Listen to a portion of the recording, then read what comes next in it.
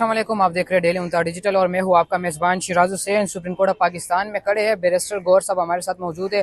खान साहब से मुलाकात भी कर चुके हैं, उस हवाले से भी बात करेंगे। सर, सबसे पहले बहुत शुक्रिया आपका, आपने टाइम दिया। सर, क्या कहेंगे खान साहब की बॉडी लैंग्वेज क्या उसी तरह ही है सर जिस तरह खान साहब पहले तकरीरों में हुआ करते थे? यस ऑफ कोर्स उसी तरह अल्हम्दुलिल्लाह खान साहब की फिजिक भी बिल्कुल ठीक ठाक है, फिट है अल्हम्दुलिल्लाह। और खान साहब बड़े हाई मॉरल ग्राउंड में हैं और वो ये कर रहे हैं, स्ट्रगल कर रहे हैं, उसको यकीन करते हैं, वो बिलीव करते हैं एक स्ट्रगल पे। उन्होंने जो स्ट्रगल शुरू किए 27 साल पहले जस्टिस के लिए, रूल ऑफ लॉ के लिए, सुप्रीमेसी ऑफ द आइन और कॉन्स्टिट्यूशन के लिए और पार्लियामान के लिए, इसके लिए स्ट्रगल करेंगे और जितनी भी वो सख्तियाँ आ जाती है बर्दाश्त करेंगे। हमें एहसास है कि इस तरफ फेडरल गवर्नमेंट एक तरफ है और हर कोशिश कर रहा है, 180 के से तो नहीं बने, वो सारे इनकी कोशिश यही है कि उसको मोरल डाउन करे। और ये लोग ये कोशिश कर रहे हैं कि मियाँ साहब और इमरान खान साहब एक जैसे हो जाए, वो भी एक वक्त पॉइंट पे करें कि जी मैं भी बाहर जाता हूँ। लेकिन नहीं, खान साहब is really in high spirit अल्हम्दुलिल्लाह। और वो यही कह रहे हैं कि जी मैं हर किस्म के फ़ाइट आउट करूँगा आवाम की खातिर और मुल्क की खातिर। अच्छा गौर साहब, ये बताइएगा, शेख रशीद का बयान आता है, उनका भी एक किस्म का डायरेक्टली मतलब वो खान साहब के ऊपर बता रहे होते कि 9 मई करवाने वाले लानती है, उन्होंने ये किया, तो उन्होंने भी मतलब रास्ते जुदा कर लिया। खान साहब सियासी तौर पर मुकम्मल तौर पर अकेले होने जा रहे हैं। देखिए, खान साहब सियासी तौर पर उस वक्त अकेले होंगे अगर खान साहब के जो उनके वोटर और सपोर्टर है और जनरल पाकिस्तान के अवाम है,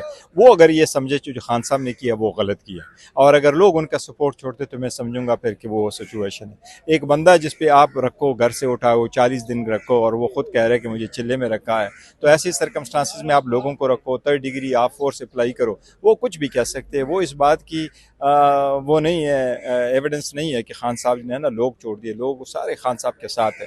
अब जिन लोगों के साथ ये हो रहा है मैं उसकी शदीद मजम्मत करता हूँ। अब जहाँ तक 9 मई का ताल्लुक है, देखिए पीटीआई की लीडरशिप ने, उनकी कोर कमेटी ने, हर एक ने कंडम किया, हर एक ने इसकी मजम्मत किया। पीटीआई, कोर कमेटी या खान साहब किसी सूरत भी 27 साल में उन्होंने कभी किसी को नहीं कहा कि आप तशद्दुद की तरफ चले जाओ। बार बार कह चुके हैं कि जब मुझे एहसास हो जाता है मेरा रैली में कोई तशद्दुद कर सकता है तो मेरे लिए कॉल ऑफ करता हूँ। जब मुझे एहसास हो जाता है मेरी रैली पे तशद्दुद हो सकता है, हमने फिर भी रैलियाँ कॉल ऑफ की है। 27 साल स्ट्रगल किए, इसके लिए किया कि हम तशद्दुद करें, रूल ऑफ लॉ के लिए करते अच्छा हैं। बैरिस्टर साहब, ये बताइएगा, कानून इस हवाले से क्या कहते हैं? अगर कोई बंदा अगवा होता है, 40-50 दिन बाद आते हैं और सीधा कॉन्फ्रेंस कर जाते हैं कि मैं लातालुकी का ऐलान करता हूँ, का आईनी पाकिस्तान इस हवाले से क्या कहते हैं? क्या जब वो लातालुकी का ऐलान करता है तो इस हवाले से कुछ है कानून के अंदर कि ये बिल्कुल है कानून के अंदर। लेट्स सपोज अगर मुझे कोई अगवा करता है, मैं जाता हूँ और चला जाता हूँ, फिर मैं प्रेस कॉन्फ्रेंस करता हूँ, अगर मैं बाद में भी कहता हूँ कि मैं अपनी मर्जी से दे रहा हूँ,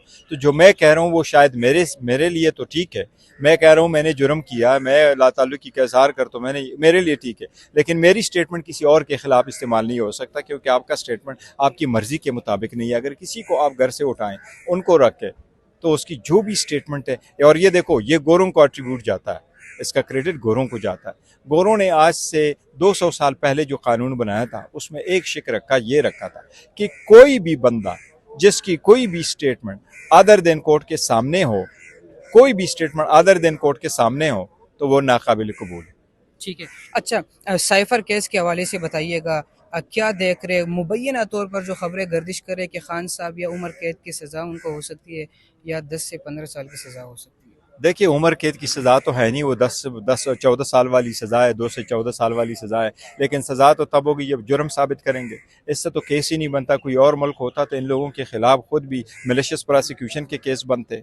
क्या जुर्म बनता है अगर वज़ीर-ए-आज़म के पास एक साइफर की डिकोडेड कापी आ जाए जो पहली से ओपन हो? क्या वज़ीर, अगर बाहर मुल्क से कोई साइफर आ जाए, वो तो by law, bye constitution prime minister के नोटिस में लाया जाएगा। अगर उसकी कापी आप ये मान लें कि उससे कापी गुम भी हो गई, क्या ये ऑफिशियल सीक्रेट एक्ट के तहत जुर्म बनता है?